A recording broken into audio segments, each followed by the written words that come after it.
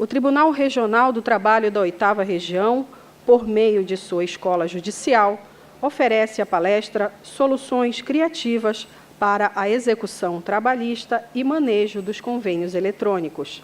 Para compor a mesa diretora, convidamos Suas Excelências, o desembargador do Trabalho, Francisco Sérgio Silva Rocha, presidente deste egrégio tribunal, o desembargador do Trabalho, Marcos Augusto Lozada Maia, diretor da Escola Judicial desta Corte, e a juíza do Trabalho, Clodine Teixeira da Silva Rodrigues, titular da 19ª Vara do Trabalho de Belém e presidente da Amatra 8.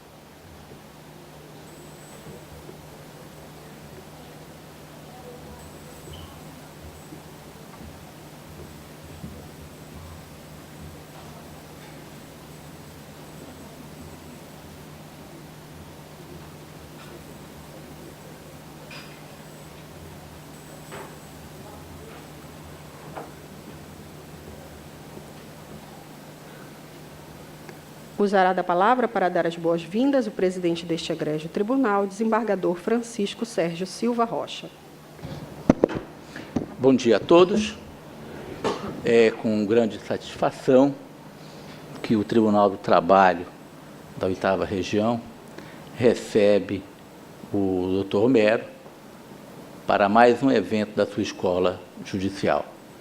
A ideia é que o evento seja extremamente frutífero, e, desde logo, estamos todos, e muito especialmente a Escola Judicial, está de parabéns pela iniciativa de trazer um assunto tão atual e tão importante para a nossa atuação profissional nesta manhã de hoje. Desembargador Marcos, parabéns, e estamos muito contentes de estar aqui abrindo este evento.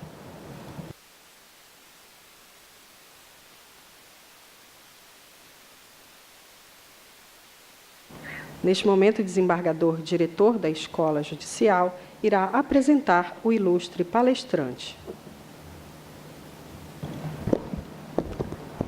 Bom dia a todos, a todas. Com muita satisfação, realmente, como mencionou o senhor presidente, que trazemos a 8ª Região. Acho que é a primeira vez, doutor Homero? Primeira vez, né? E a quando de minha visita ao juiz Homero, no TRT de São Paulo, eu fiz algumas ponderações que foram acolhidas pelo doutor Homero, que, aliás, me recebeu com muita fidalguia, com muita educação. E Sua Excelência se mostrou absolutamente entusiasmado para vir conversar aqui conosco, sobretudo em razão da experiência que Sua Excelência tem à frente da Comissão Nacional da Efetividade da Execução do TST.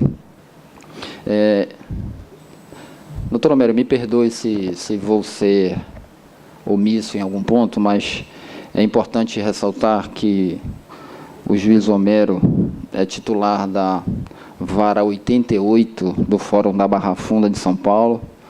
Sua Excelência é mestre e doutor em Direito do Trabalho pela Faculdade de Direito do Largo de São Francisco.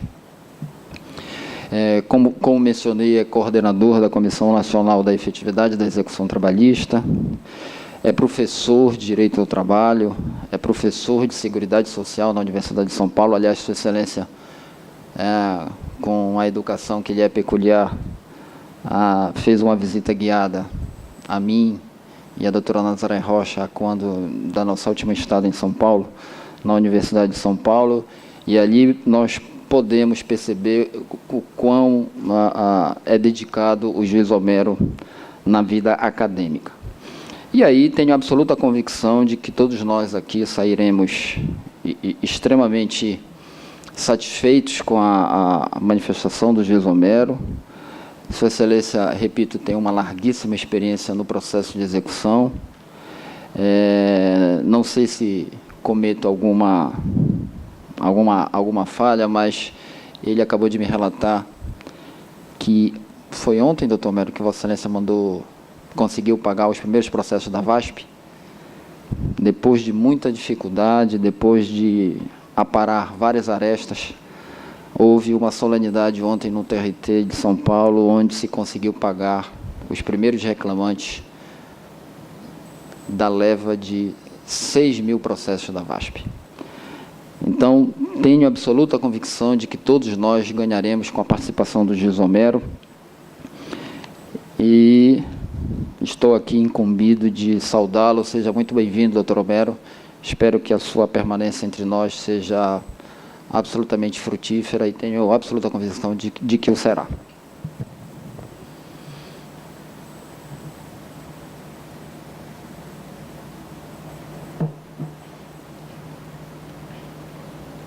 Acho que temos. Neste momento, a mesa será desfeita, convidando o professor doutor Homero Batista Mateus da Silva para proferir a sua palestra.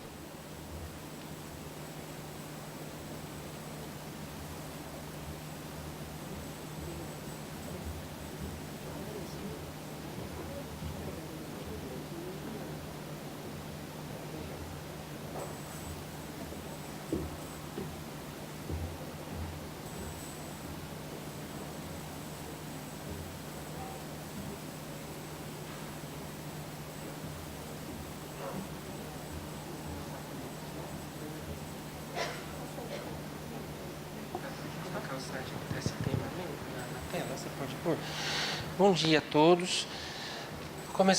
Combinei com eles começar aqui por baixo, me sinto mais à vontade e é a forma como eu estou habituado a lecionar. É um prazer estar aqui em Belém. Algumas pessoas na plateia foram alunos e ex-alunos, muito embora nós estejamos separados por milhares de quilômetros de distância, mas os meios eletrônicos proporcionam isso. Eu estou fisicamente bastante abatido pela semana difícil que foi essa. Difícil no sentido positivo, porque incluiu o pagamento da VASP lá em São Paulo. Foi uma semana bastante intensa. As últimas cartadas estavam sendo lançadas e nós conseguimos ontem uma cerimônia muito emocionante. Não consegui não me emocionar. Às 15 horas de ontem, é um processo de 16 anos e ele se tornou muito célebre em 2004, quando houve a intervenção que a Justiça do Trabalho declarou sobre a companhia aérea. E a empresa faliu, a empresa aérea tem falência, e nós tínhamos ainda então que ter o cuidado especial de não entrar em colisão com o juiz da falência, que se tornou depois o nosso maior adversário. Mas a gente, com o conceito de grupo econômico e de bens pertencentes ao sócio, conseguiu arrecadar o dinheiro suficiente para pagar 80% dos trabalhadores. Na verdade, todo mundo vai receber um valor, mas o que sobejar de 50 mil ou de 100 mil reais vai ficar para as segundas etapas. Eu não sou mais o juiz deste processo, eu fui titular da 14ª Vara do Trabalho de São Paulo durante 2 anos e é lá que tramito o processo. Mas o destino reserva numerosas surpresas, porque eu era titular lá, deixei muita saúde no processo naqueles 2 anos, aí 10 anos se passaram e ontem eu tive a honra de representar o TST no evento, através desse papel da comissão de execução. Então eu falava com a voz embargada, como tendo pertencido ao início e ao fim. Mas eu não quero falar do processo da VASP.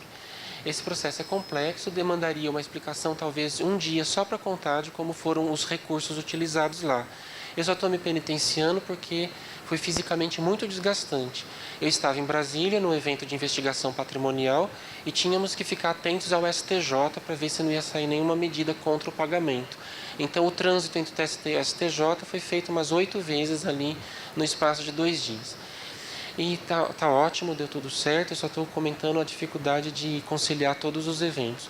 E, por falar no TST, é bom que vocês saibam, também como divulgação, segunda, terça e quarta, houve um evento inédito, patrocinado pela Enamate, de investigação patrimonial. Recebemos visita de ilustres policiais federais, ilustres juízes federais que coordenam grupos, grandes processos de lavagem de dinheiro. Recebemos visita do COAF e visita de profissionais especializados em rastreamento e outras soluções, né? E, inclusive, algumas das palestras de segunda, terça e quarta, que eram restritas aos gestores regionais da execução, já comporão aqui o nosso encontro como algumas das novidades a respeito. A 8ª região tinha 2 representantes, né, que são os gestores, sempre se fazem presentes, né? Doutora Melina e doutor Érico, não, estão presentes? Não, está ali o doutor Érico, isso. Estavam presentes na segunda, na terça e na quarta. E outros eventos de execução vêm aí. Nós fizemos um evento de execução muito expressivo, dia 7 e 8 de maio de 2015, com 1.200 pessoas na plateia. Está disponível no YouTube, não diretamente na Inamate, porque o evento de 7 e 8 de maio foi feito pela comissão de execução.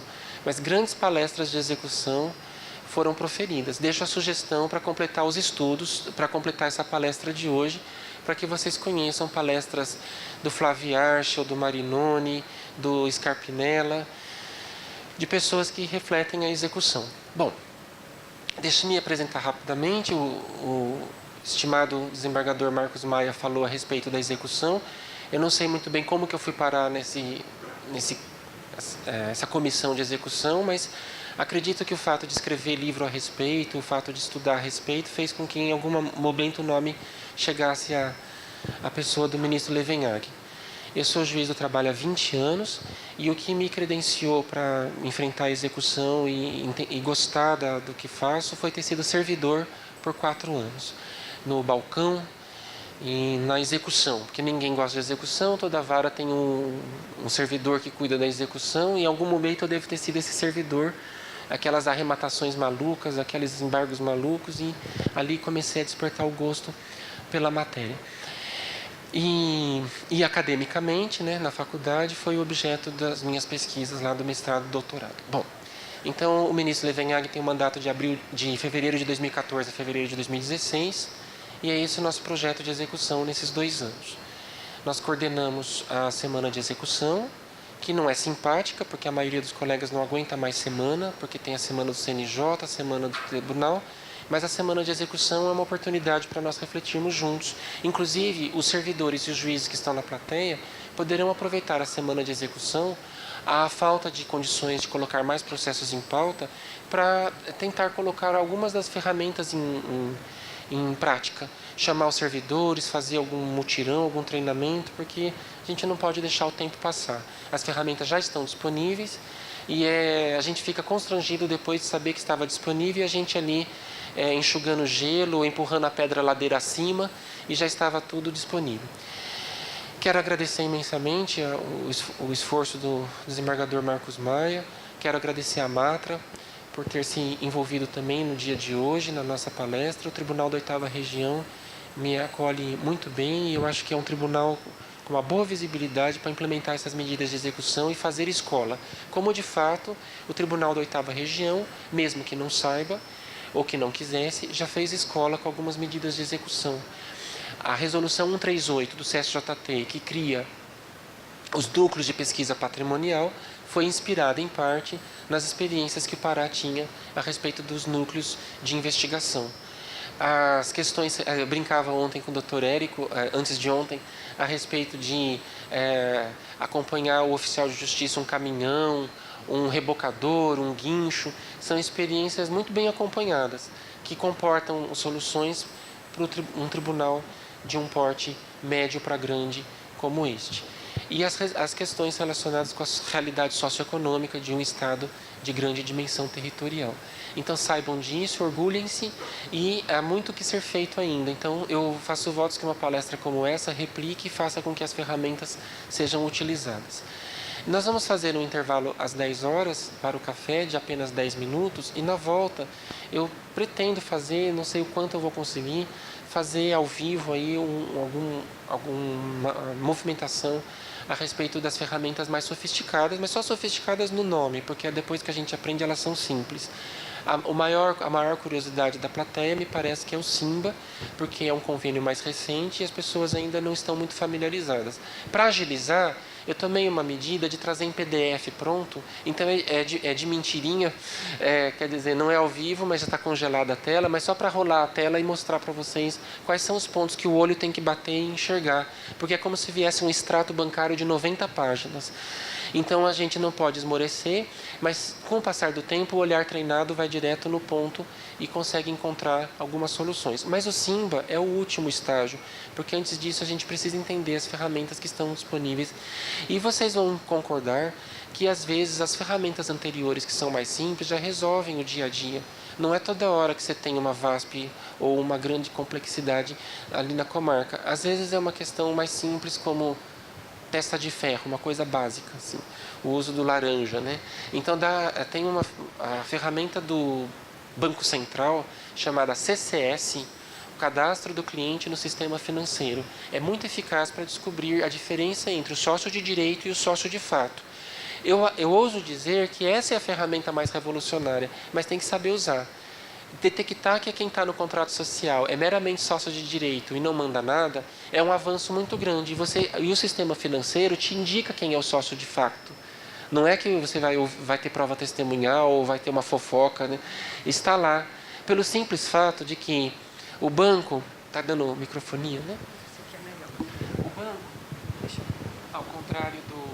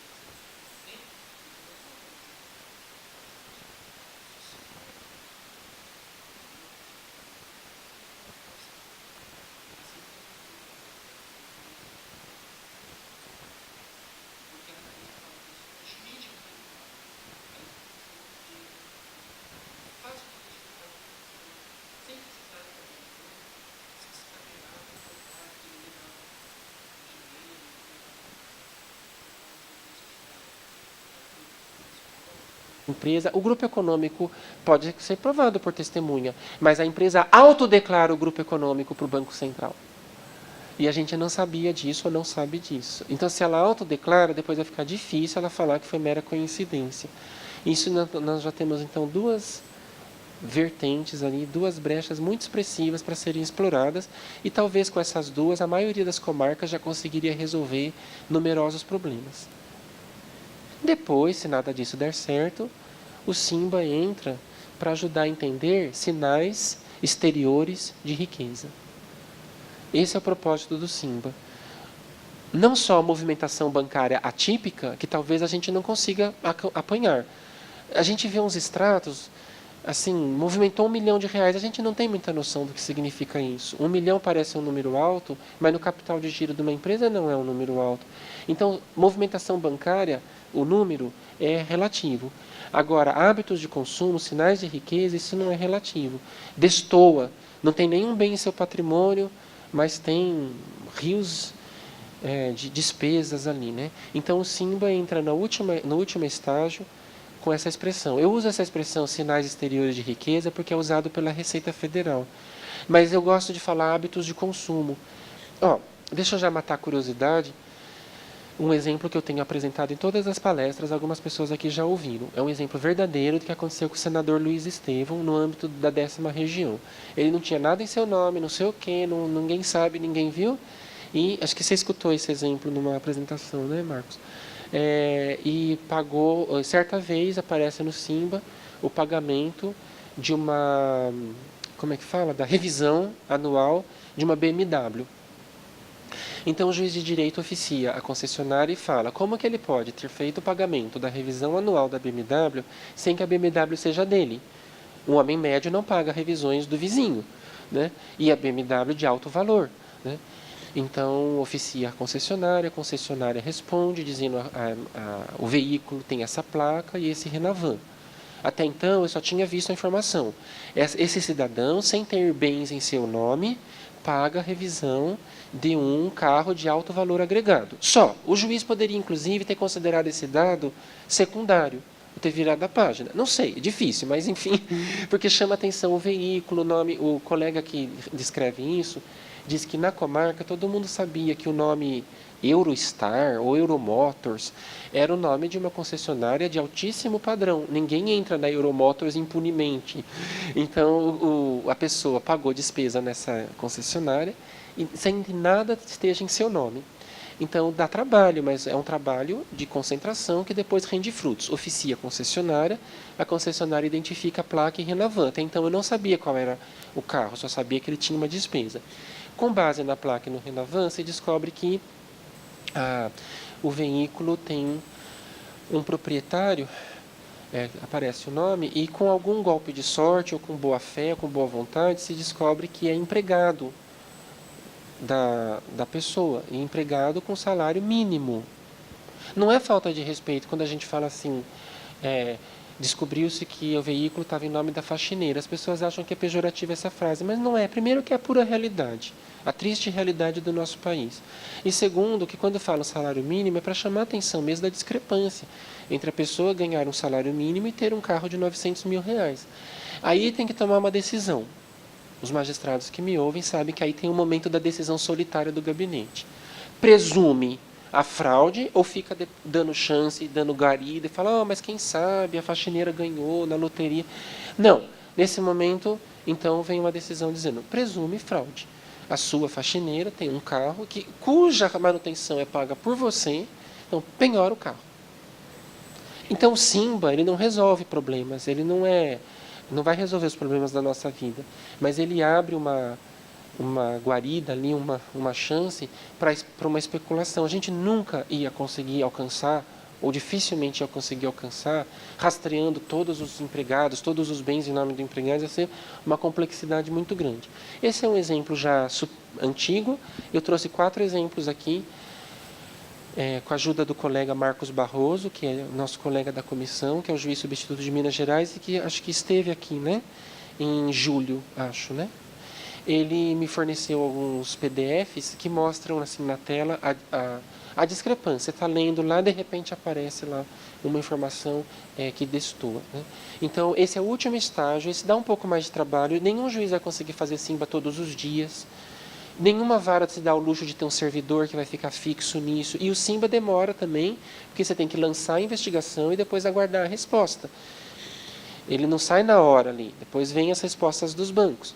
Então a gente deixa para casos de maior complexidade. O pessoal do núcleo de investigação normalmente usa Simba, mas os núcleos de pesquisa já são o fim de linha, já são processos, com todas as resoluções dos 24 regionais, já destacam critérios para envio do processo para os núcleos. Os núcleos não podem ser assoberbados.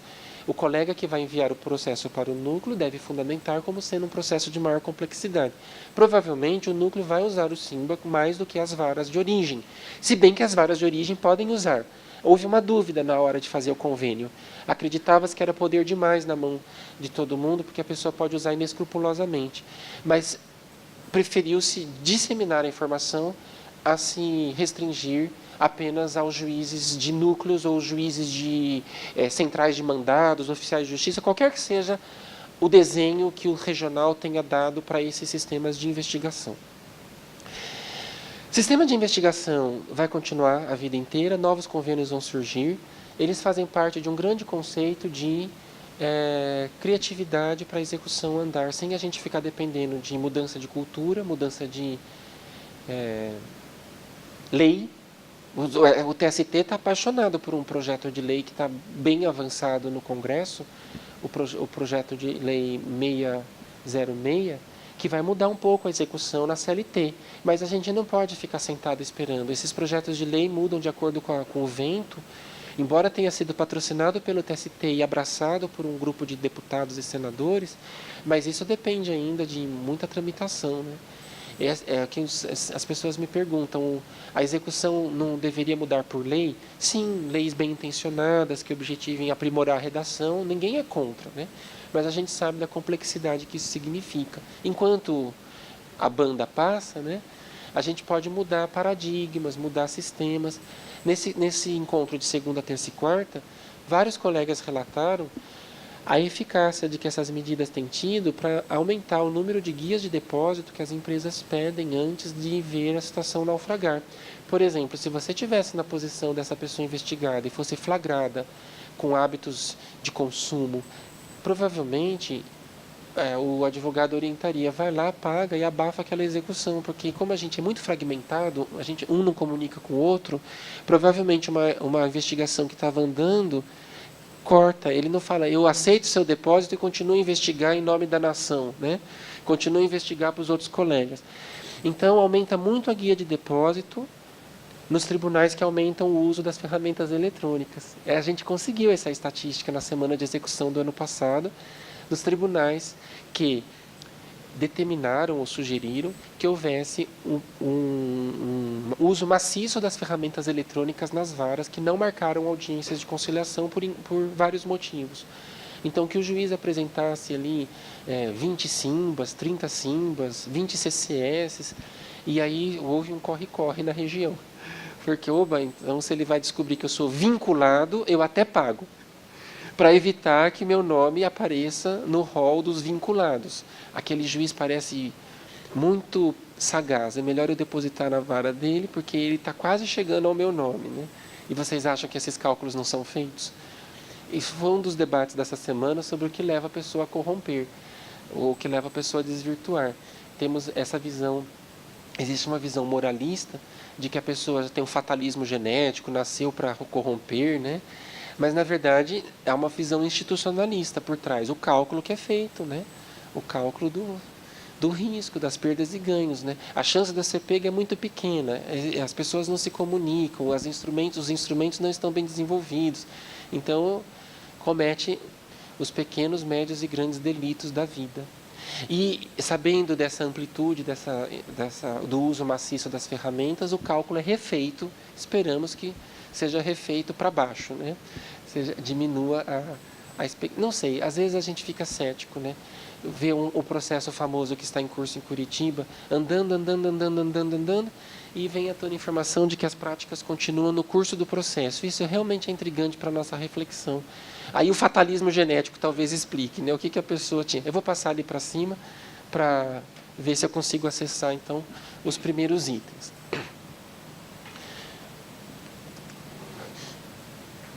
Antes de... Vai aparecer? O meu já apareceu? Já.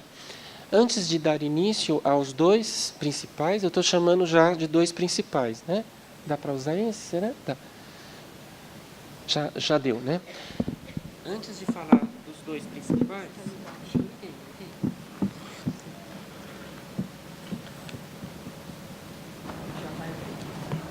Eu trouxe alguns recados aqui para a plateia. Em nome dos estudos, aí, da boa difusão das informações, e vocês vão fazer lição de casa aí, aproveita o feriado. Ó. Conhecem a ENFAM, é a Escola Nacional de Formação de Magistrados, vinculada ao STJ. A ENFAM tem um trabalho vultoso, conheçam o site da ENFAM. E, aliás, vamos ver se dá para eu abrir aqui.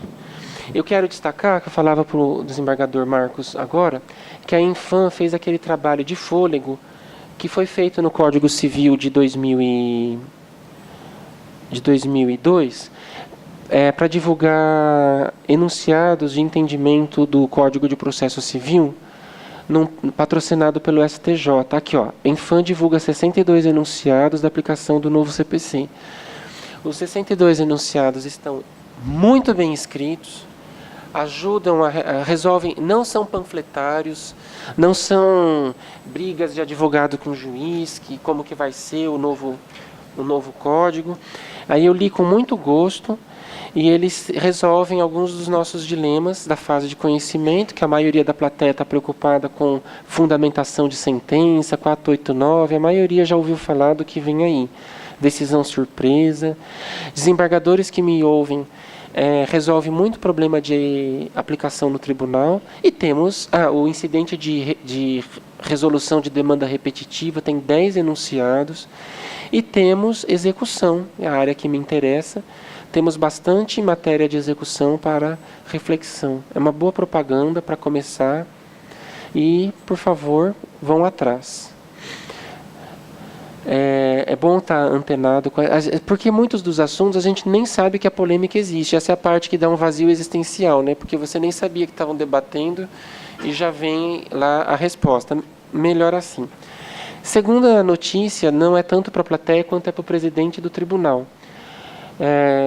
Avisem-no.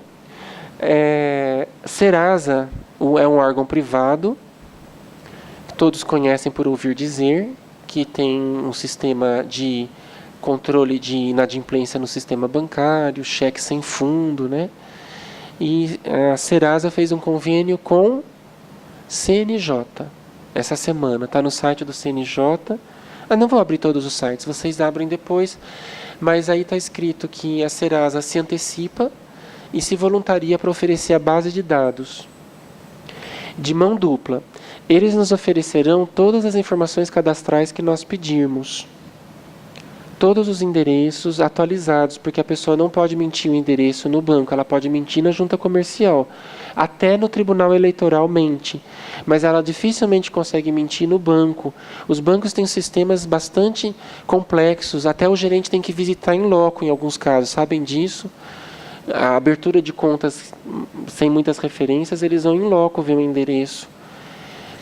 Então a Serasa nos oferece graciosamente uma base de dados inédita que nós não tínhamos, nem o Bacen tem ali. Porque a Serasa inclui até o empréstimo consignado, o empréstimo de crédito pessoal. E em troca, eles esperam que nós negativemos o nome do devedor judicial. Esse assunto é considerado um tabu, porque é um tabu no meio processual, porque é a esculhambação final do Poder Judiciário, que não tendo conseguido pelos meios próprios, pedirá ajuda para a negativação do SPC. As pessoas devem refletir mesmo se nós estamos no caminho certo, porque as decisões judiciais, as ferramentas, talvez não sejam tão importantes quanto o nome no SPC. Então, enquanto esse assunto era discutido, alguns são mais favoráveis, porque dizem, não, tem que escancarar mesmo, e outros são mais polidos e falam, não, seria melhor que a gente conseguisse com meios próprios. O CPC passou à nossa frente e em 2 dispositivos dirá que a negativação do nome do devedor é um direito do advogado do reclamante, do exequente, de providenciar sem pedir autorização para o juiz. Então, não adianta a gente ficar com problemas filosóficos. A sociedade já cuidou de negativar o nome. Haverá 2 dispositivos. Um fala expressamente serviço de proteção ao crédito. O outro fala protesto extrajudicial. O ponto em comum dos 2 é o fato de ser um órgão não judicial, negativando o nome porque a pessoa não pagou em juízo. Que a gente esperava que fosse o contrário, né? Que eles precisassem executar a dívida no Poder Judiciário, né? Então não adianta mais ficar com muito condoído se a sociedade caminha para o bem ou para o mal. O ministro Levenhagen é contra, totalmente contra. Ele fala, não tem sentido a gente sucumbir e precisar pedir ajuda para o SPC. Eu sou contra, ele diz. E peço que não seja feita a análise se o TST vai fazer convênio sobre isso. Tá bom, é a autoridade máxima da Justiça do Trabalho. Aí, de repente, o CPC vem e diz isso. Então, o que o Serasa fez? Já se ofereceu para dar a base de dados e sugere que os tribunais, então, façam uma campanha de negativação do nome, porque aí eles vão lucrar na hora de tirar da negativação, cobra. Não é assim que funciona? Não tem umas placas aqui em Belém, não tem umas placas, limpe o nome em 24 horas, umas coisas assim. Custa caro limpar o nome em 24 horas. Não é assim, limpe o nome em 48 horas. Mas também pode ser em 24, o dinheiro compra tudo. E desde que, por isso que eu falei avisar o Dr. Sérgio, porque desde que o tribunal se cadastre. Eles fizeram o convênio com o CNJ, mas o CNJ não obrigou os tribunais a tanto. Eles aceitam cadastrar todos os TJs, TRTs, tribunais eleitorais e demais tribunais brasileiros. Nós somos 91 tribunais, somando todos, né? O TJ do Rio Grande do Sul foi o primeiro e já fez antes do convênio do CNJ. Então, o TJ do Rio Grande do Sul já relata experiência positiva, que as pessoas até aceitaram pagar o débito antes de, na iminência de ter o nome, porque a negativação fica pelo meio eletrônico, não precisa de ofício, nem de... Já termina lá, citou, não pagou, manda para o Serasa. E depois discute, ou depois vai lá tirar, e a retirada é às expensas do devedor. Então, embora o TJ tenha uma outra realidade, a gente está falando de um Estado com uma outra realidade social, mas eles já relataram a experiência. E se o CNJ abraçou a causa, não deve ser pequena, né? Então, esse é o segundo recado. O primeiro recado é da Infam, o segundo recado, o Serasa está disponível via presidência. O terceiro, e se a presidência esquecer, a base cobra. Estou vendo a base inquieta. Terceiro recado, o COAF, a gente ouve muito falar do COAF. O COAF já está disponível o convênio, ninguém sabia. O convênio já está pronto. O COAF é interessante pelo seguinte, lembram que o COAF é para ver movimentação financeira atípica. O COAF é criticado porque ele recebe as informações, mas não faz uso. Por exemplo,